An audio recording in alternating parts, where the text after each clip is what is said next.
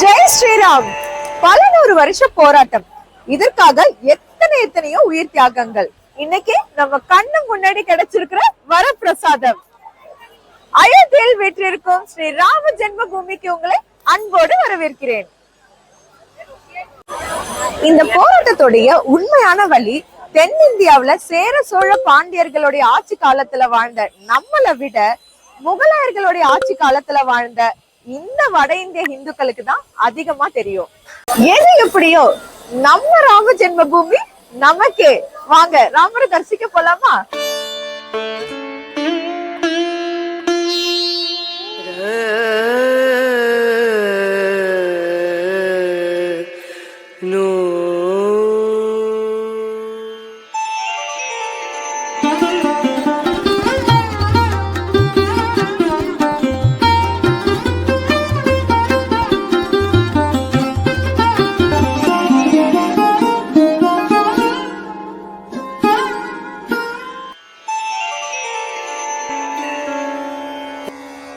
श्रीराम जय राम जय जय राम श्रीराम जय राम जय जय राम. Welcome to Ayodhya. இது எங்களுடைய காசி யாத்திரை பயணம். நம்மளோட இந்த காசி யாத்திரை பயணத்துல காசி விஸ்வநாதர், விசாலாட்சி தாயார், அன்னபூர்ணி தாயார் இவங்களை தரிசிச்சதோட மட்டும் இல்லாம பக்கத்துல இருக்கிற கயா, பிரயாக்ராஜ்னு சொல்லப்படுற அலகாபாத், அயோத்தியா இந்த 4 ஊர்களையுமே ஒரே ட்ரிப்ல சுத்தி பார்க்கறது தான் நம்மளோட இந்த காசி யாத்திரை சீரீஸ். நாங்க சென்னையில இருந்து வாரணாசிக்கு வந்துட்டு வாரணாசியில 2 நாள் இருந்து காசி யாத்திரையை திருப்தியா முடிச்சிட்டு 3வது நாளா கயாவுக்கு வந்துட்டு இப்ப 4வது நாளா அயோத்தியாவுக்கு வந்திருக்கோம். இந்த அயோத்தியாவுக்கு எப்படி வர்றது, எங்க ஸ்டே பண்றது, இங்க எந்த மாதிரியான லோக்கல் டிரான்ஸ்போர்ட்ஸ் எல்லாம் இருக்குது, இந்த கோயிலுடைய வரலாறு என்ன, ராமர் கோவில வழிபடும் முறை எப்படி, இது எல்லாமே தான் நீங்க இந்த வீடியோல டீடைலா பார்க்க போறீங்க.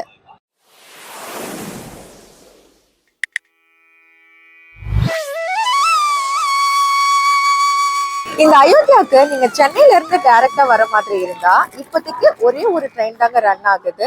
அதுதான் சென்னையில இருந்து 1.25 மணிக்கு கிளம்புற சாரதா சேது எக்ஸ்பிரஸ். இந்த ட்ரெயின் ராமேஸ்வரத்துல இருந்து வர்றதால ஆன் தி வேல இருக்கிற திருச்சி, தஞ்சாவூர் இங்க இருந்து கூட நீங்க இந்த ட்ரெயின் மூலமா டிராவல் பண்ணி அயோத்தியாவுக்கு வந்துக்கலாம்.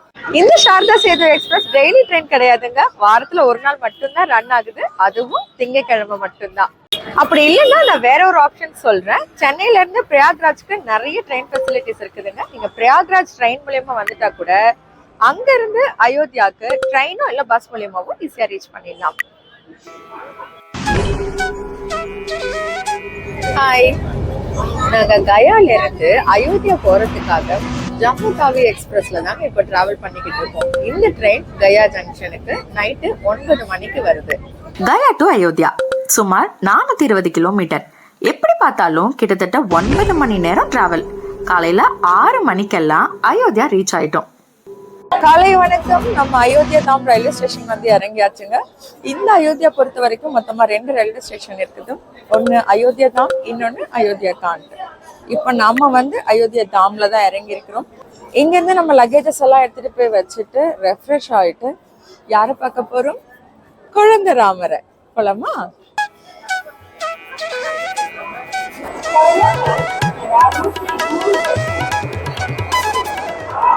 ரயில்வே ஸ்டேஷனா இது? பாக்குறதுக்கு ஏர்போர்ட் வெயிட்டிங் ஏரியா மாதிரி இருக்கே.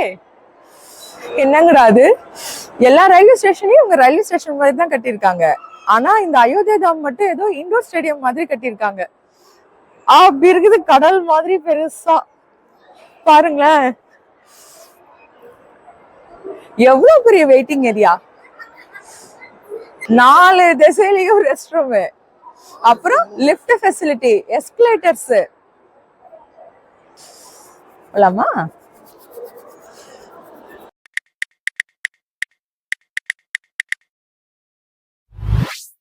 இங்கே அக்காமடேஷன்ஸ் பொறுத்தவரை இப்போ வரைக்கும் கோவில் தேவஸ்தானத்துடைய ரூம்ஸ் எதுவும் கட்டி முடிக்கல. இருந்தாலும் ஏகப்பட்ட பிரைவேட் ஹோட்டல்ஸ், புகழ்பெற்ற பல கோவில்கள் சார்ந்த மடங்கள், சத்திரங்கள், யாத்ராதாமோட லிங்க்டு ஹோட்டல்ஸ்னு இப்படி நிறையவே இருக்குது. அட, நம்ம காசி நாட்டுக்கோட்டை நகரத்தார் சத்திரத்தோடைய பிரான்ச் கூட இங்கே ஒன்று இருக்குன்னா பார்த்துக்கோங்களேன். இந்த அயோத்தி பொறுத்த வரைக்கும் முக்கியமா நீங்க விசிட் பண்ண வேண்டிய பிளேசஸ் அப்படின்னு பாத்தீங்கன்னா ஒரு 3-4 பிளேசஸ் இருக்குதுங்க. ஸோ இதுக்கு 1 டே போதுமானதா இருக்கும்னு நினைக்கிறேன். இதுக்கு நீங்க தனியா ரூம்ஸ் எதுவும் புக் பண்ண வேண்டிய நீடும் இருக்காது. ரெஃப்ரெஷ்மெண்ட் இந்த மாதிரி தேவைகளுக்கு எல்லாமே இந்த ரயில்வே ஸ்டேஷன்லயே உங்களுக்கு சகல விதமான வசதியும் இருக்குது. ஸோ ட்ரெயினை விட்டு இறங்கணுமா, ரெஃப்ரெஷ் ஆனோமா, கிளாக் ரூம்ல லக்கேஜை வச்சோமா, கோவில்ல போய் தரிசனத்தை முடிச்சுட்டு அகைன் லக்கேஜை எடுத்துக்கிட்டு அடுத்த ஊருக்கு மூவ் பண்ண வேண்டியதுதான். இந்த அயோத்தியாலேயே நம்ம ரெஃப்ரெஷ் ஆகிறதுக்கு இன்னொரு சூப்பரான ஆப்ஷன் இருக்கு. அதுதான் சராயு ரிவர். நீங்க சம்மர்ல இங்க வந்தீங்கன்னா ரெஃப்ரெஷ்மெண்ட்டுக்கு ஆத்துலேயே குளிச்சுக்கலாம். ஆனா நாங்க வந்திருந்த இந்த வின்டர் டைம்னா ஹெவியான குளிர். வெதரே கிட்டத்தட்ட 5லேருந்து 10 டிகிரி. இதுல தண்ணியில எங்கிட்டு காலை வைக்கிறது? அதனால வின்டர் சீசன்னா நம்ம ரயில்வே ஸ்டேஷன்லயே ரெஃப்ரெஷ் ஆகிறது தான் பெஸ்ட். இங்க இருக்கிற ரெஸ்டாரண்ட்ஸ்ல பாத்தீங்கன்னாக்கா உங்களுக்கு குளிக்கிறதுக்கும் ஆப்ஷன்ஸ் இருக்குதுங்க. குளிக்கிறதுக்கு ஒரு ஆளுக்கு 10 ரூபாய் சார்ஜ் பண்றாங்க. பட் சுடு தண்ணி கிடைக்காது, ஒன்லி பச்சை தண்ணி மட்டும்தான் கிடைக்கும். ஓகே, இதுக்கு நீங்க இப்ப சுடு தண்ணியில குளிக்கணும்னு தேவைப்பட்டுச்சு அப்படின்னா நீங்க கீழே இருக்கிற ஏசி வெயிட்டிங் ஹாலுக்கு போயிட்டீங்க அப்படின்னாக்கா அங்க ஒரு ஆளுக்கு 20 ரூபாய் சார்ஜ் பண்றாங்க. அங்க வந்து உங்களுக்கு ஹாட் வாட்டர் ஃபெசிலிட்டியும் இருக்குது. ஸோ நம்ம அங்க போய் குளிச்சுக்கலாம். 1 hour later. அப்பாடி, 1000 ரூபாய் ரூம்க்கு சார்ஜ் பண்ணி எங்கேயோ ஒரு ஹோட்டல் ரூம்ல ஸ்டே பண்றதுக்கு இப்படி ரயில்வே ஸ்டேஷனோடைய ஏசி வெயிட்டிங் ஹாலில் ஒரு ஆளுக்கு 20 ரூபாய் சுடு தண்ணியிலே நல்லா ஜம்முன்னு குளிச்சுட்டு ரெஃப்ரெஷ் ஆகிட்டு வெளியில வந்தாச்சுங்க. ஆப்போசிட்லயே ஃபுட் கோர்ட் இருக்குது, தோசை எல்லாம் கிடைக்குதான். ரேட் மட்டும் என்னங்கிறத நம்ம பார்த்துட்டு ஓகே எல்லாம் 10-20யா? ஓகே, ஒரு தோசை 100 ரூபாயா? அதுக்கு கம்மியில் ஏதாவது ஃபுட் இருந்துச்சுன்னா வேணா சாப்பிட்டுக்கலாம். இல்லைன்னா பிள்ளைங்களுக்கு எது பிடிக்குதோ வாங்கி கொடுத்து சாப்பிட வச்சுட்டு தென் லக்கேஜஸ் எல்லாமே கிளாக் ரூம்ல போட்டுட்டு அதுக்கப்புறமா நம்ம குழந்தை ராமரை போய் தரிசிக்க போகலாம். இவரை பாத்தீங்களா, பெரிய ராமர். எப்படி இருக்கு?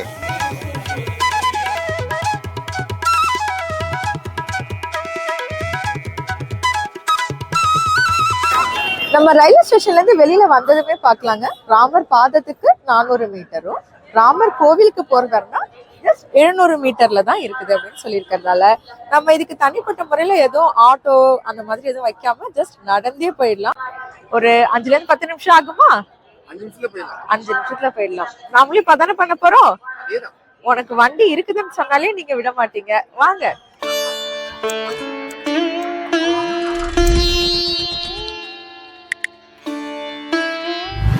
ஓகே, அயோத்தியால நம்மளோட ஃபர்ஸ்ட் லொகேஷனா ராமர் பாதம் தான் பார்க்க போறோம். அது இந்த ரயில்வே ஸ்டேஷன்ல இருந்து வெறும் 400 மீட்டர் டிஸ்டன்ஸ்ல தான் இருக்குது. நடக்கலாமா?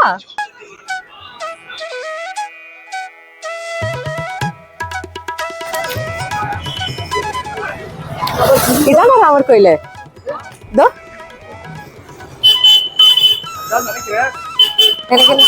எனக்கு அப்படிதான் தோணுது. அங்க ஒரு கோவில் தெரியுது பாருங்க, தெரியுதா? அது கொஞ்சம் வித்தியாசமா இருக்கு. போலாம் கொஞ்சம் சீக்கிரம். ஆக்சுவலா நாங்க இப்ப போயிட்டு இருக்க இந்த ராமர் பாத கோவிலுங்கிறது நம்ம ராமேஸ்வரத்துல தனியா ராமர் பாத கோவில்னு இருக்கும்ல, அந்த மாதிரி இங்கேயும் இருக்கும் போல அப்படிதாங்க நினைச்சுக்கிட்டு நாங்களும் ஃபர்ஸ்ட் லொகேஷனா அந்த இடத்த தேடி போனோம். பாக்குற சின்ன சின்ன கோவில்கள் எல்லாம் இதுதான் ராமர் பாத கோவிலா இருக்குமோ இல்ல அதுவா இருக்குமோ அப்படிங்கிற மாதிரி தேடி டைம் வேஸ்ட் ஆனதுதான் மிச்சம். கடைசி வரைக்கும் ராமர் பாத கோவிலை கண்டே பிடிக்க முடியல. அப்படி ஒன்று அங்கே இருந்தா தானே நம்ம கண்டுபிடிக்க. ராம் பாத்துங்கிறது ரோடு பேராங்க. நான் கூட கோவில்னு நினைச்சேன், ஆனா ரோடோட பேர்னு சொல்லி இங்க இருந்த ஒருத்தவங்க சொன்னாங்க. ஸோ ராம் மந்திருக்கு தான் நம்ம இப்ப அடுத்ததான் போக போறோம். வாங்க.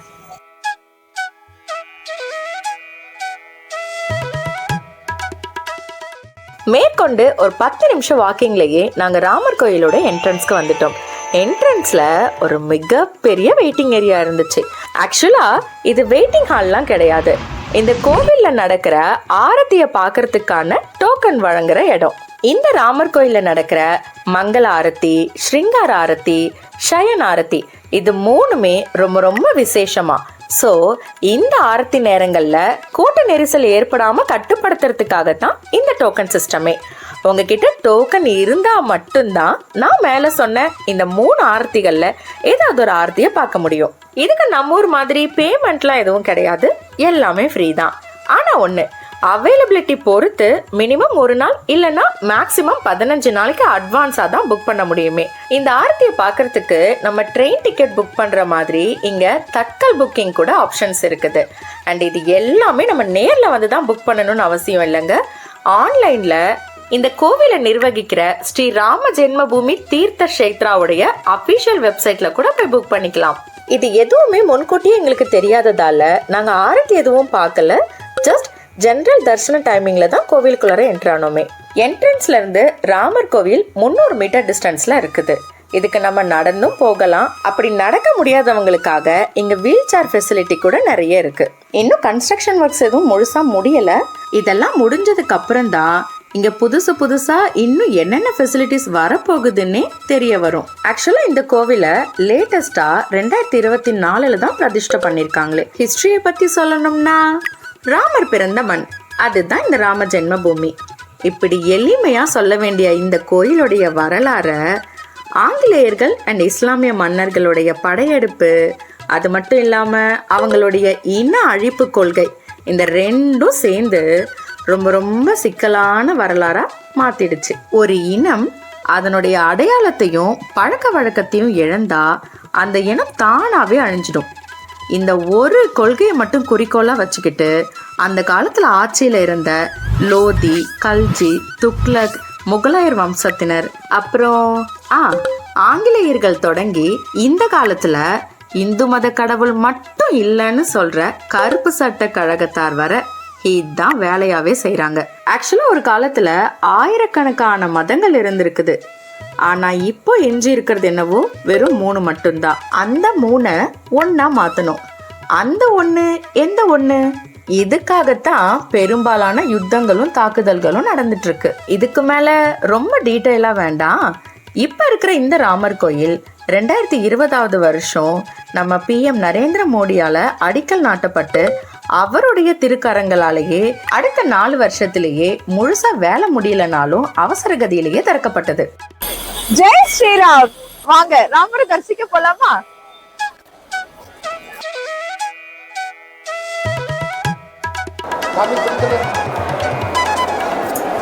ஸ்வர்ணபாலராமர் முழுக்க முழுக்க தங்கத்தாலே செய்யப்பட்ட சிலை. இந்த கோயிலுக்குள்ள மொபைல் போன்ஸ், கேமரா, பேகு இப்படி எந்த ஒரு பொருளுமே எடுத்துட்டு போக அலோடு இல்லை.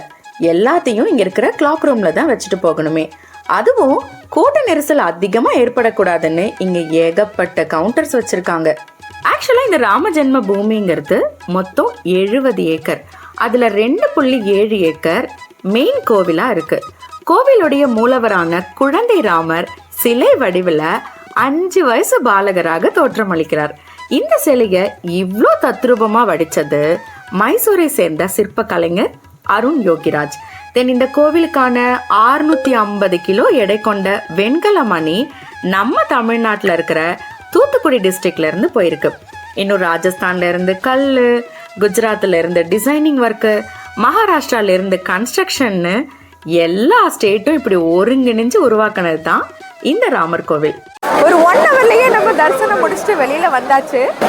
ஒரே சமயத்துல ஆயிரக்கணக்கான பக்தர்கள் போய் ராமரை தரிசிக்க போனாலும் அடுத்த ஒரு 2 நிமிஷத்துக்குள்ளரையே அங்கிருந்து டக்குன்னு தரிசனம் முடிச்சுட்டு எல்லாரும் வெளியில வந்துடுற அளவுக்கு பக்கா கிளீன் அண்ட் நீட்டான அரேஞ்ச்மெண்ட்ஸ் தாங்க இங்க நம்ம பாராட்ட வேண்டிய விஷயமே. அதெல்லாம் கையில இருக்கு. இது வந்து பிரசாதமா அயோத்தி ராமர் கிட்ட இருந்து எங்களுக்கு வந்த பிரசாதத்துல என்ன இருக்குன்னு பார்க்கலாமா?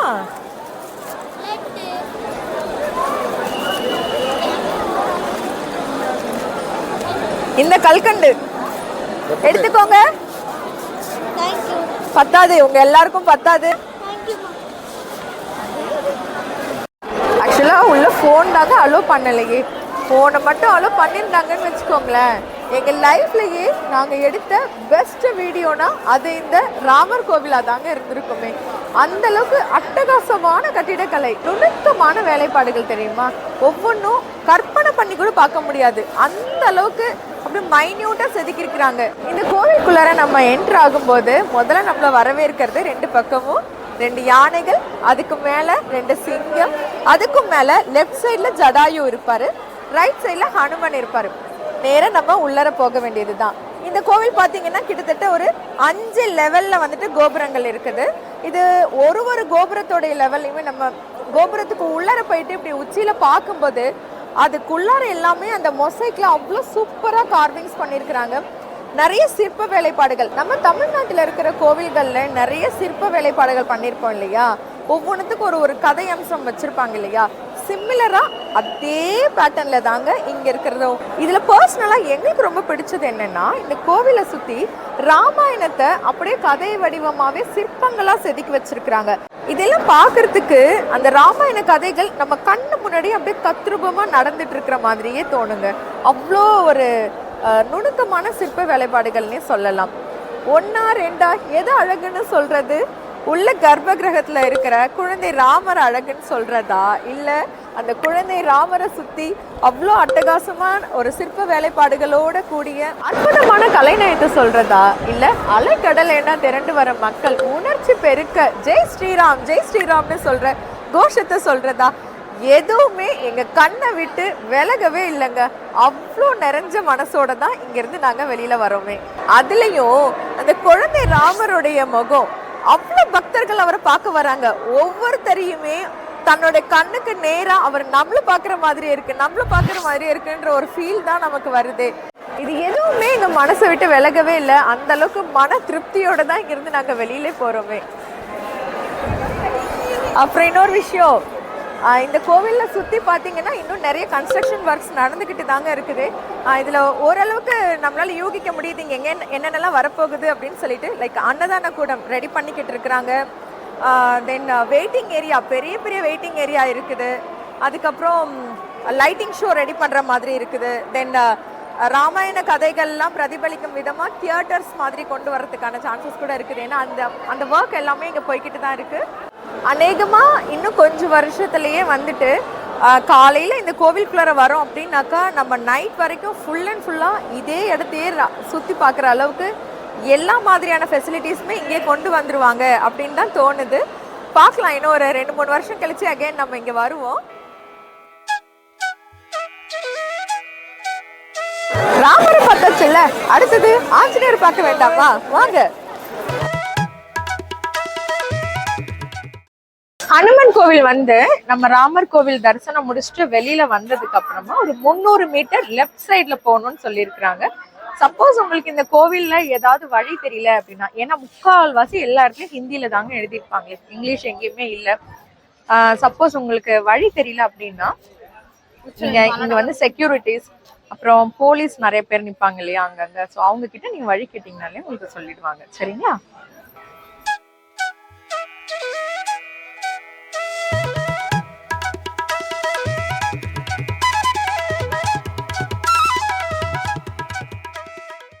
இந்த ஹனுமன் கர்கிங்கிறது மெயின் பஜார்லயே இருக்கிறதால கூட்டம் பார்த்தீங்கன்னா ரோடு வரைக்கும் நின்றுட்டு இருந்தது. எப்படி பார்த்தாலும் ஒரு 4-5 மணி நேரம் ஆகும். இந்த கூட்டத்துக்குள்ளார கண்டிப்பா போய் தான் ஆகணுமா அப்படின்னு நாங்களும் கொஞ்சம் தகச்சு நின்னோங்க. சென்னையிலேருந்து இவ்வளோ தூரம் டிராவல் பண்ணி வந்து ராமரை மட்டும் பார்த்துட்டு ஹனுமனை பார்க்காம போனா எப்படி? ஸோ எவ்வளோ நேரம் ஆனாலும் பரவாயில்ல, ஹனுமனை தரிசிக்காம போகக்கூடாதுன்னு நாங்கள் கியூலையும் நின்றுட்டோம். ஆக்சுவலாக என்ட்ரன்ஸ்ல மட்டும்தான் கூட்டம் இவ்வளோ இருக்கிற மாதிரி தெரியுது.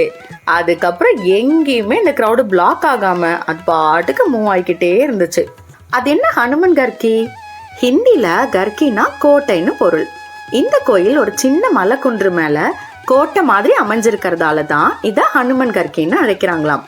ஆக்சுவலா ராவண யுத்தம் முடிஞ்சதுக்கு அப்புறம் ஹனுமன் ராமன் பிறந்த இந்த அயோத்தியா மண்ணிலேயே தங்கிட்டதாக நம்பப்படுது.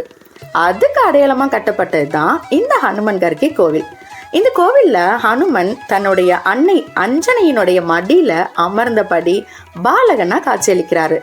நம்ம அயோத்தியா வந்தோம்னா இந்த ஹனுமனை தரிசிச்சுட்டு தான் ராமரை தரிசிக்கணும்னு சில பேர் சொல்றாங்க. பட் அதை உறுதிப்படுத்துற மாதிரி சரியான புராண கதை எதுவும் எங்களுக்கு கிடைக்கல. எது எப்படியோ அயோத்தியா வந்தோம்னா ராமரை மட்டும் இல்லாம ஹனுமனையும் சேர்ந்து தரிசிச்சுட்டு போனாதான் சிறந்த பலன் தரும் அப்படிங்கறது நம்மளோட நம்பிக்கை. பயங்கர கூட்டம். கோயிலுக்கு போலாமா வேணாமான்னு ஆயிடுச்சு. ஏன்னா அந்த அளவுக்கு பயங்கர கூட்டமா இருந்தது. எனவே நம்ம வந்து இந்த ஹனுமரையும் தரிசிச்சாச்சு. இங்க வந்து போன்ஸ் எல்லாமே அலோ பண்றாங்க. ஓகே, இருக்கிற கூட்டத்துல வந்துட்டு டக்கு டக்கு டக்குன்னு மூவ் ஆயிடுதுங்க. ஏன்னா ஒரு 3 டைரக்ஷன்ல வந்துட்டு உங்களுக்கு தரிசனத்துக்காக வழி விட்டு இருக்காங்க. ஸோ ஃபாஸ்டாவே மூவ் ஆயிடுது. அதனால கூட்டம் இருக்குது அப்படிங்கறதுனால பார்க்காம மட்டும் விட்டுறாதீங்க. இங்க வந்தீங்கன்னா கண்டிப்பா இந்த கோவிலுக்கும் வந்துட்டு இருக்காங்க. சரிங்களா?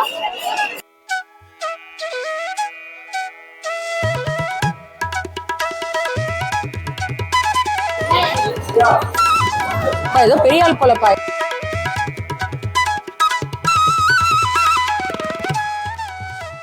ஹனுமன் கோவில்ல இருந்து ஒரு 200 மீட்டர் நம்ம நடந்து வந்தோம்னா அப்படியே ஸ்ட்ரைட்டா இருக்கிறது தசரதர் கோட்டைங்க.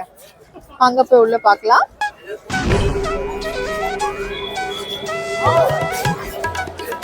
ஸ்ரீ சக்கரவர்த்தி மகாராஜ் தசரத் ஜி கா ராஜ்மஹால்.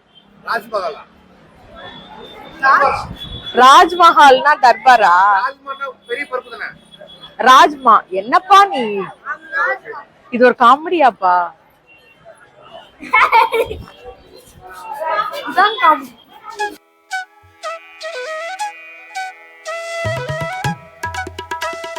என்ன பண்ற?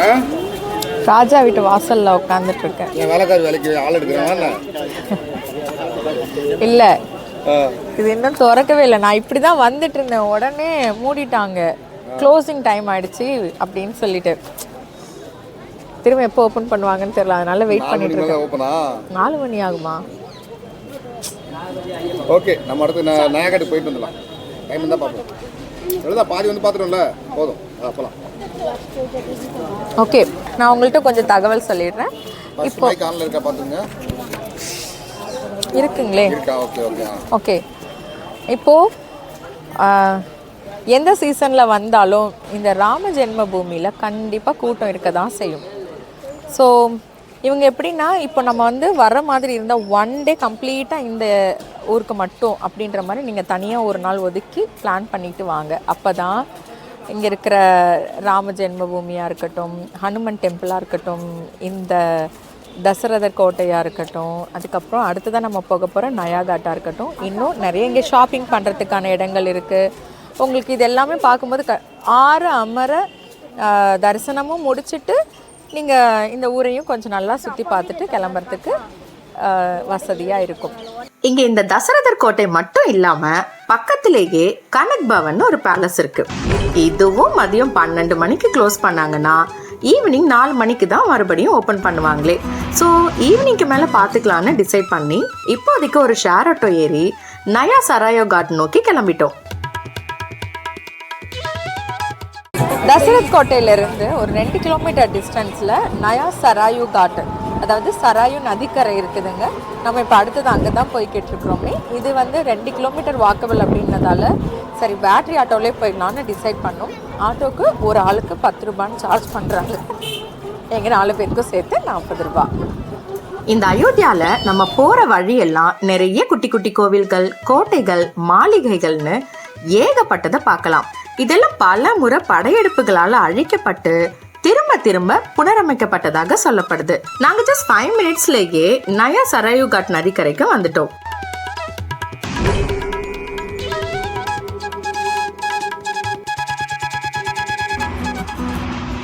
அயோத்தியால நம்ம லாஸ்ட் லொகேஷனா நயா சராயு காட்டுக்கு தாங்க வந்திருக்கிறோமே. இந்த இடம் பாத்தீங்கன்னா தண்ணி நல்லா செம்மையா ஃப்ளோ ஆகுது. குழந்தைங்க கூட இங்கெல்லாம் வந்து குளிக்கிறாங்க. இடுப்பளவு கூட தண்ணி கிடையாது. First of all. ரெண்டாவது விஷயம், இங்க ஒரு ப்ரொசீஜர் ஃபாலோ பண்றாங்க சில பேர். எப்படின்னா, இந்த சராயு நதிக்கரைக்கு வந்து குளிச்சுட்டு இங்க வந்து ரெஃப்ரெஷ் ஆனதுக்கு அப்புறம் தான் நீங்க வந்துட்டு அயோத்தி ராமர் கோவிலுக்கே போற வழக்கமும் இங்க பல பேர்கிட்ட இருக்குது. ஆனா அடிக்கிற குளிருக்கு நம்ம இப்ப இந்த நேரத்துல தண்ணியில கை வச்சா கூட ஐஸ் மாதிரி இருக்குது. எப்படி இங்க குளிக்கிறாங்கன்னு தான் டவுட்.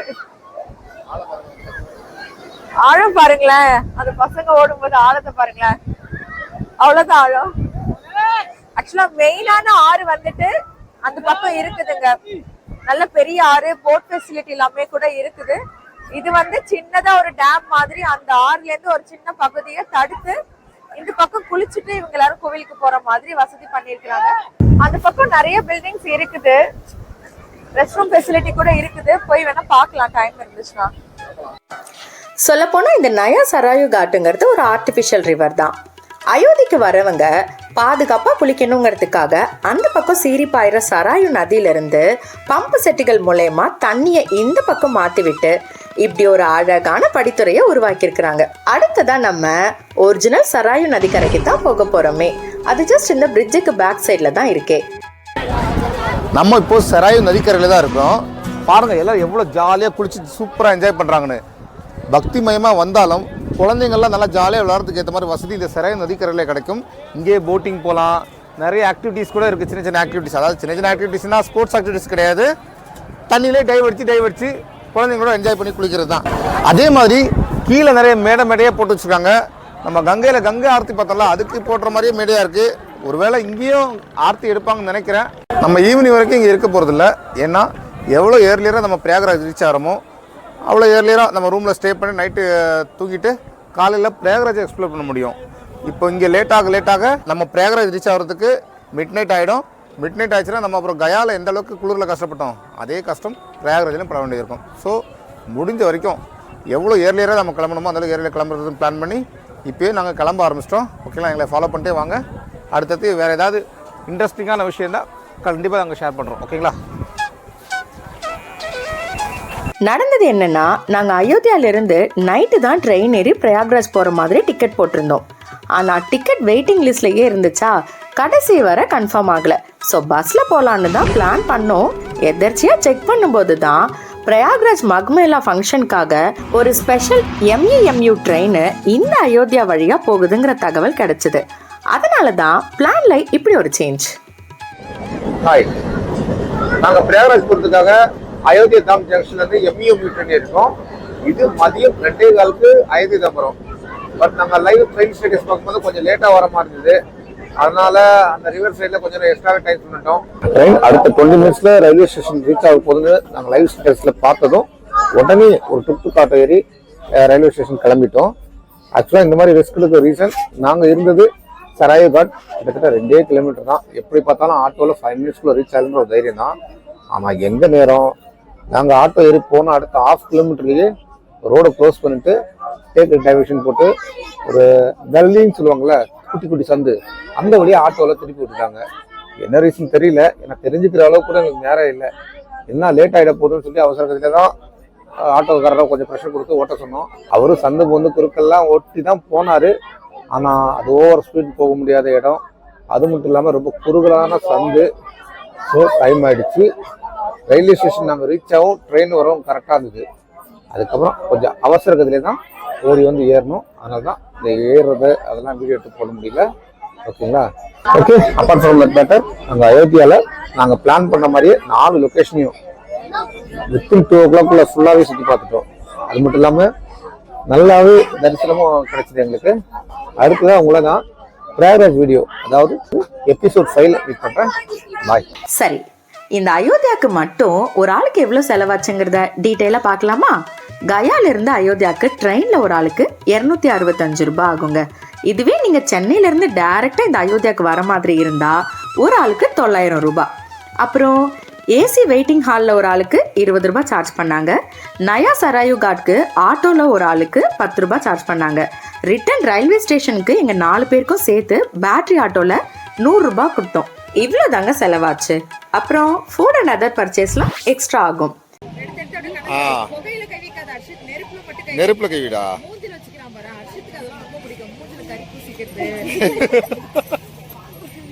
ஆயிரக்கணக்கான போட்டு ஒரே இடத்துல ஒரே நேரத்துல போட்டு ஏத்துறாங்க. சோ இந்த கோவில்ல உருவ சிலை வழிபாடுன்னு கிடையாதுங்க, அதுக்கு பதிலா டோலி அம்சமாக அம்மன் திகழ்கிறார். ஹோட்டல்ஸ் எல்லாமே ஃபுல் ஆகி இப்ப பாருங்களேன், இங்க எவ்வளவு டெம்பரரி டென்ட்ஸ் போட்டுருக்காங்க அப்படின்னு சொல்லிட்டு. இது ஆட்டோட இந்த பக்கம். இங்கிட்டு பாருங்க கங்கா, அங்கிட்டு பாருங்க யமுனா, சரஸ்வதியை தாங்க தேடிக்கிட்டு இருக்கிறேன் கீழே. இந்த வீடியோ உங்களுக்கு யூஸ்ஃபுல்லா இருந்திருக்கும்னு நம்புறோம். வீடியோல ஏதாவது டவுட்ஸ் இருந்துச்சுன்னா கமெண்ட்ல கேளுங்க, தாராளமா நாங்க ரிப்ளை பண்றோம். வீடியோ உங்களுக்கு யூஸ்ஃபுல்லா இருந்திருக்கும்னு நம்புறோம். வீடியோ பிடிச்சிருந்தா லைக் பண்ணுங்க, ஷேர் பண்ணுங்க, கமெண்ட் பண்ணுங்க. அண்ட் மறக்காம பட்ஜெட் ஃபேமிலி மேன் யூடியூப் சேனலுக்கு சப்ஸ்கிரைப் பண்ணுங்க. நன்றி.